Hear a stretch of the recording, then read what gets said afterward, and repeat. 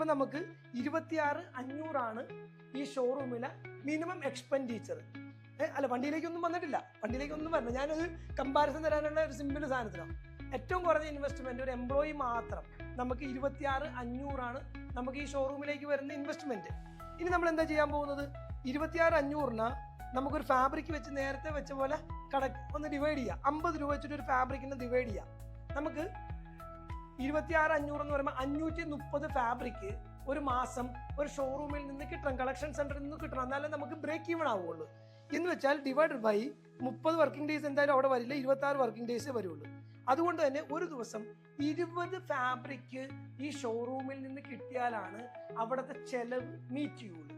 അങ്ങനെ വരുമ്പോൾ ഈ ഷോറൂമിന്റെ ചെലവ് മാത്രം മീറ്റ് ചെയ്യാൻ 20 ക്ലോത്ത് ഒരു ഫാബ്രിക് ഒരു സ്ഥലത്ത് നിന്ന് കിട്ടണമെന്നുണ്ടെങ്കിൽ അടുത്ത ഒരു സെക്ഷനായ കളക്ഷൻ സെന്ററിലേക്ക് വരുന്ന ഫാബ്രിക് ചെയ്യുന്ന ഫാക്ടറിയുടെ എക്സ്പെൻസ് മീറ്റ് ചെയ്യണ്ടേ?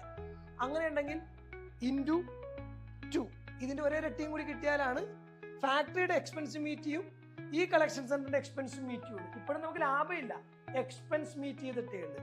ഇനിയാ ഇത് കഴിഞ്ഞിട്ട് ഓൾ ഇൻഫ്രാസ്ട്രക്ചറിന്റെ എക്സ്പെൻസ് ROയിലേക്ക് പൈസ മാറ്റണ്ടേ? അങ്ങനെ ഉണ്ടെങ്കിൽ പ്ലസ് ഒരു 20 കൂടി ഇട്ടാലാണ് infrastructure and other expenditure meet ചെയ്തിട്ട്, അഥവാ ഇൻട്രസ്റ്റ് ബാങ്കിന്റെ റീപേയ്മെന്റ് മീറ്റ് ചെയ്തിട്ട് ഓടുള്ളൂ. അപ്പോൾ 60 പീസ് ഉണ്ടെങ്കിലാണ് ഒരു കളക്ഷൻ സെന്റർ ബ്രേക്ക് ഈവൺ ആവുള്ളൂ. ഇനി ആ കളക്ഷൻ സെന്റർ ലാഭം കിട്ടണമെങ്കിൽ 60 മേളിലേക്ക് എന്ത് പീസും കിട്ടിയാൽ that collection centre is profitable.